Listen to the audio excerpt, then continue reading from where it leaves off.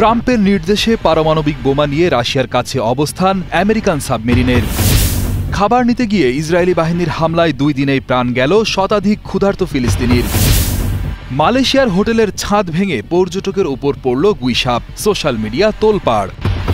Israel জুড়ে Netanyahu বিরোধী বিক্ষোভ, নিজের কবর নিজেই খুঁড়ছে ইসরায়েলি জিম্মি।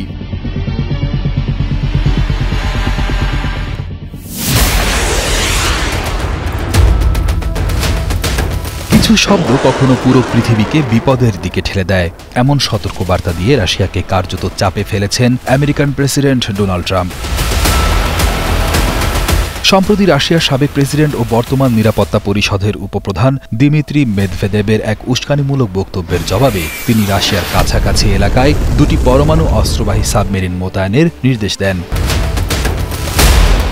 ট্রাম্প এই ঘোষণা দেন তার নিজস্ব সামাজিক যোগাযোগ মাধ্যম ট্রুথ সোশ্যালে। সেখানে তিনি বলেন, উপযুক্ত প্রতিক্রিয়া হিসেবে আমি পরমাণু অস্ত্রবাহী সাবমেরিন মোতায়েন করেছি, কারণ মেদভেদেবের সাম্প্রতিক বক্তব্য উচ্চ মাত্রায় উস্কানিমূলক। ট্রাম্প সতর্ক করে বলেন, শব্দ কখনো কখনো আমাদের অনাকাঙ্ক্ষিত যুদ্ধের দিকেও নিয়ে যেতে পারে।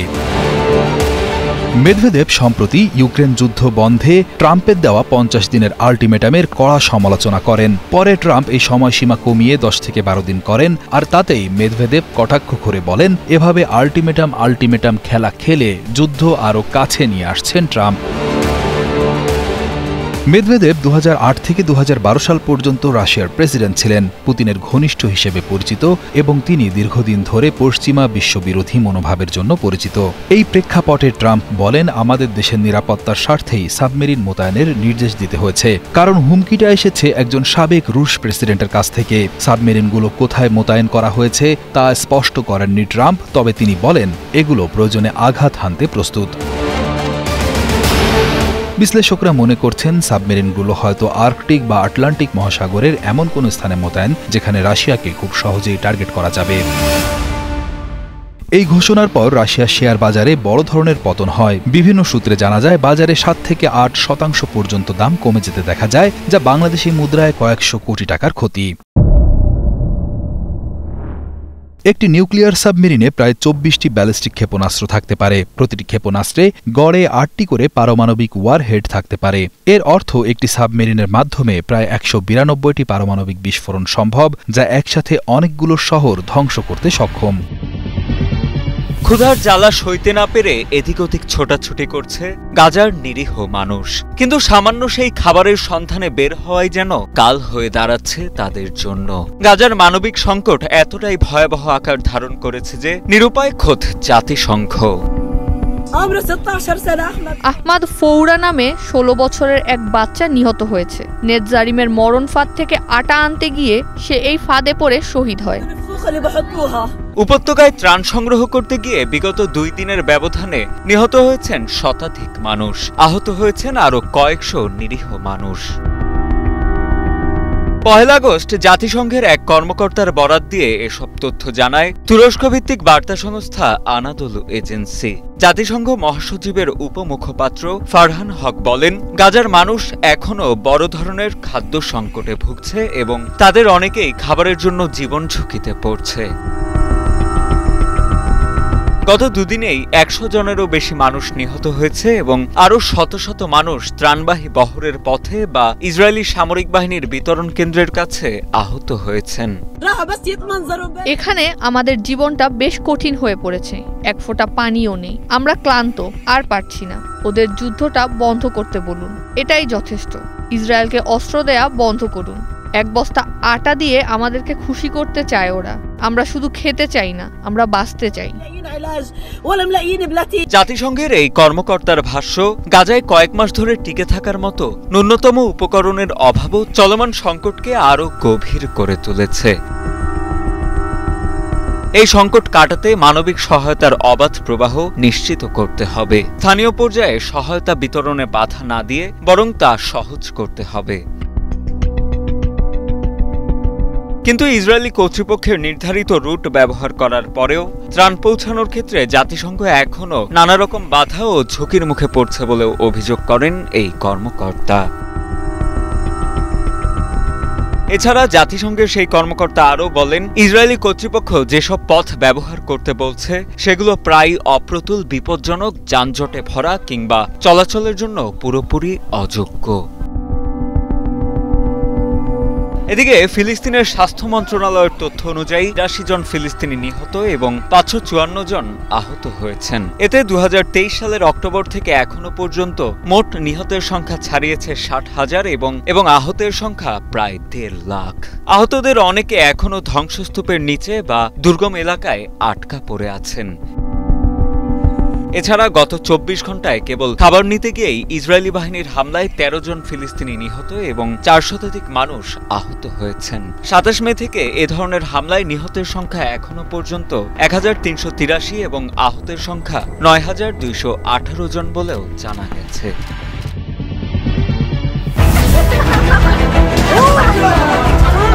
হোটেলের ছাদে লুকিয়েছিল বিশাল আকৃতির এক গুইসাপ। আচমকাই ছাদ ভেঙে পর্যটকদের ঘরে ঢুকে পড়ে সেই গুইসাপটি। সে সময় প্রাণীটিকে দেখে চমকে যান পর্যটকেরা। রীতিমতো আতঙ্ক ছড়িয়ে পড়ে পুরো হোটেল জুড়ে। সম্প্রতি এই ঘটনাটি ঘটে মালয়েশিয়ার মানুকান দ্বীপের একটি হোটেলে। ভিডিও ফুটেজে দেখা যায় বিশাল আকৃতির একটি গুইসাপ ছাদের উপরিভাগে আটকে আছে। হোটেলের কর্মীরা গুইসাপটিকে প্রথমে লাঠি দিয়ে বের করার চেষ্টা করেন। এক পর্যায়ে বিশাল আকার গুইসাপটি ছাদ থেকে নিচে পড়ে গেলে সেটিকে দড়ি দিয়ে বেঁধে ঘর থেকে বের করে নিয়ে যান তারা। ভিডিওটি সামাজিক যোগাযোগ মাধ্যমে ছড়িয়ে পড়লে মুহূর্তেই ভাইরাল হয়ে যায় সেই দৃশ্য। তবে প্রাণী বিজ্ঞানীদের মতে এটি সাধারণ কোনো গুইসাপ নয়, বরং এটি ছিল কমোডো ড্রাগন, যা গুইসাপ পরিবারেরই সবচেয়ে বড় সদস্য। বিশাল আকৃতির এই প্রাণীটি প্রায় ১০ ফুট লম্বা এবং এর ওজন ১৫০ কেজিরও বেশি হতে পারে।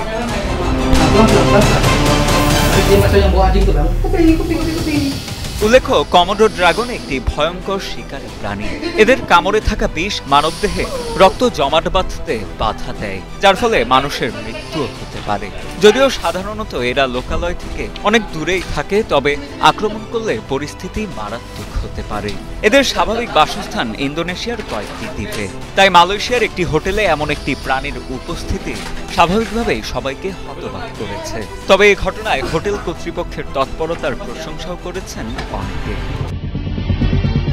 গাজার অন্ধকার সুড়ঙ্গে বসে নিজের হাতে কবর খুঁড়তে দেখা গেল এক ইসরায়েলি বন্দীকে। এমন হৃদয় বিদারক দৃশ্য সামনে এনেছে হামাস। ২ আগস্ট শনিবার হামাসের প্রকাশ করা একটি ভিডিওতে বন্দী ইভিয়াতার ডেভিডকে অত্যন্ত দুর্বল এবং মানসিকভাবে বিপর্যস্ত অবস্থায় দেখার পরই ইসরায়েলের রাজধানী তেল আবিবে জ্বলে ওঠে বিক্ষোভের আগুন। ২ আগস্ট শনিবার সন্ধ্যায় তেল আবিবের হোস্টেজ স্কোয়ারে হাজার হাজার মানুষ জড়ো হয়ে ইসরায়েলি সরকারের কাছে গাজা যুদ্ধ শেষ করে সকল বন্দীকে ফিরিয়ে আনার জন্য জোরালো দাবি জানায়। বিক্ষোভকারীরা ব্যানার হাতে এবং আগুন জ্বালিয়ে স্লোগান দিতে থাকেন। তাদের চোখে মুখে ছিল প্রিয়জনকে হারানোর তীব্র ভয় এবং সরকারের প্রতি জমে থাকা ক্ষোভ। হামাসের প্রকাশিত ভিডিওতে ডেভিড বলেন, আমি নিজ হাতে আমার কবর খুঁড়ছি, কারণ কেউ যদি আমাকে উদ্ধার না করে তাহলে এখানেই আমার শেষ ঠিকানা হবে।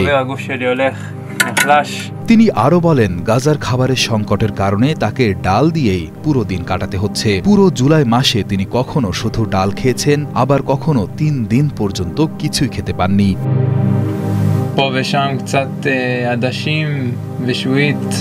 ভিডিওর এক পর্যায়ে হামাসের একজন রক্ষী তাকে একটি খাবারের কৌটা দেয়। সেটি হাতে পেয়ে ডেভিড বলেন, আমি এই কৌটা ২ দিন খাবো, যেন শুধু বেঁচে থাকতে পারি। এই অবস্থার জন্য তিনি দোষ দেন নেতানিয়াহুকে। যুদ্ধবিরতির চুক্তির মাধ্যমে বন্দী মুক্তির কোনো কার্যকর ব্যবস্থা না নেওয়ায় হতাশা প্রকাশ করেন তিনি। ডেভিড বলেন, আমার জীবন নিয়ে নেতানিয়াহু রাজনীতি করছেন। বিক্ষোভ সমাবেশে বন্দী রম ব্লাসালাভস্কির বাবা ওফির ব্লাসালাভস্কি অত্যন্ত আবেগঘন এক বক্তব্য দেন। তিনি বলেন, তিনি নিজের চোখে দেখেছেন তার সন্তান ধীরে ধীরে মৃত্যুর দিকে এগিয়ে যাচ্ছে।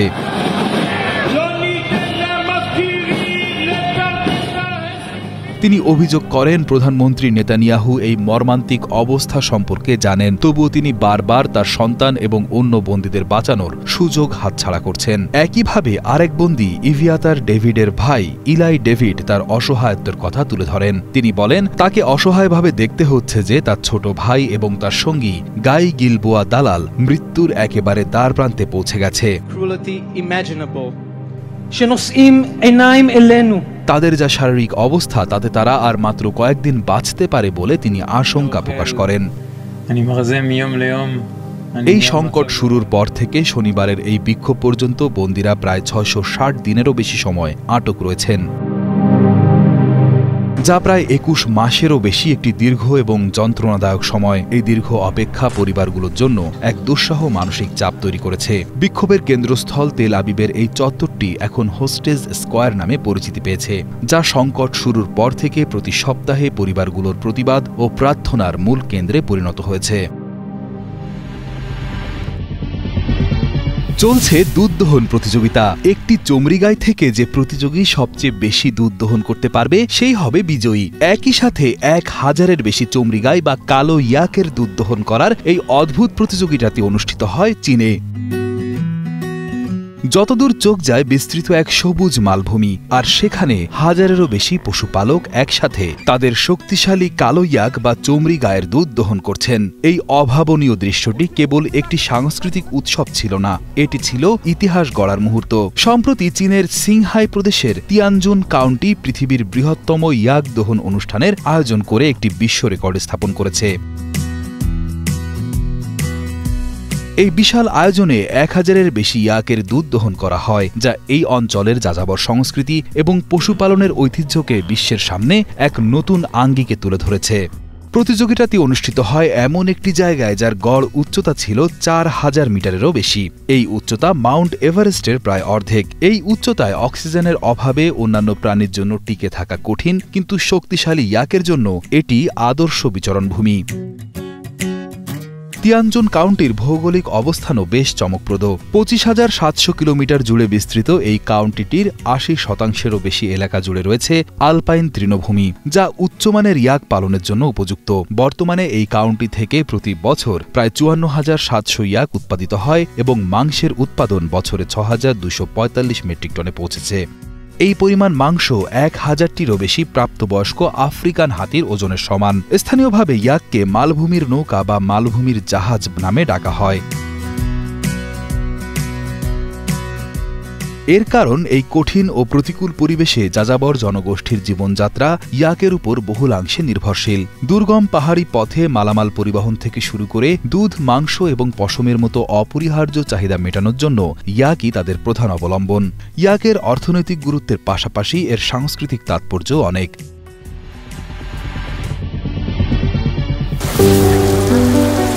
পাতাল থেকে যেন পানি উঠছে। মার্কিন যুক্তরাষ্ট্রের নিউ ইয়র্কের স্ট্যাটেন আইল্যান্ডে দেখা যায় এই ভয়াবহ পরিস্থিতি। যে ম্যানহোল দিয়ে পানি উঠছে তার পাইপলাইন দিয়ে প্রতিদিন প্রায় ১.৩ বিলিয়ন গ্যালন পানি প্রবাহিত হয়, যা ১০,০০০-এরও বেশি অলিম্পিক সাইজের সুইমিং পুলের সমান। কিন্তু প্রবল বৃষ্টির কারণে ড্রেনেজ ব্যবস্থা আর সামলাতে পারেনি।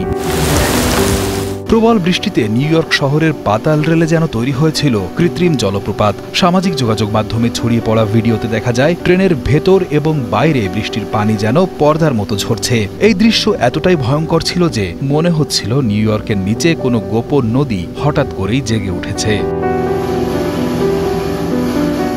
গত ৩১ জুলাই বৃহস্পতিবার প্রবল বর্ষণের ফলে নিউ ইয়র্ক শহরের সাবওয়েতে এমন ভয়াবহ চিত্র দেখা গেছে। ভয়াবহ বন্যার কারণে নিউ ইয়র্ক শহরের বিভিন্ন অংশে ট্রেন চলাচল বন্ধ হয়ে যায়। নিউ ইয়র্কের গভর্নর এক জরুরি অবস্থা ঘোষণা করেন, যা Bronx, Delaware, Dutchess, Kings, Nassau, New York, Orange, Putnam, Queens, Richmond, Rockland, Suffolk, Sullivan, Ulster এবং ওয়েচেস্টার কাউন্টিকে প্রভাবিত করেছে।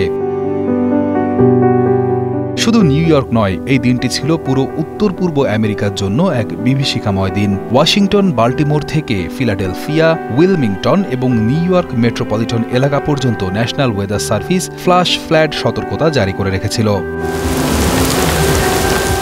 ঝড় বৃষ্টির কারণে বিমান চলাচলও ব্যাপকভাবে ব্যাহত হয়। এই অঞ্চলের ৮টি প্রধান বিমানবন্দরে অন্তত ১,১৭০টি ফ্লাইট বাতিল করা হয় এবং শত শত ফ্লাইট বিলম্বিত হয়। যদি বাতিল হওয়া প্রতিটি ফ্লাইটে গড়ে ১০০ জন যাত্রী থাকে, তাহলে প্রায় ১,১৭,০০০ মানুষের ভ্রমণ পরিকল্পনা বাতিল হয়েছে।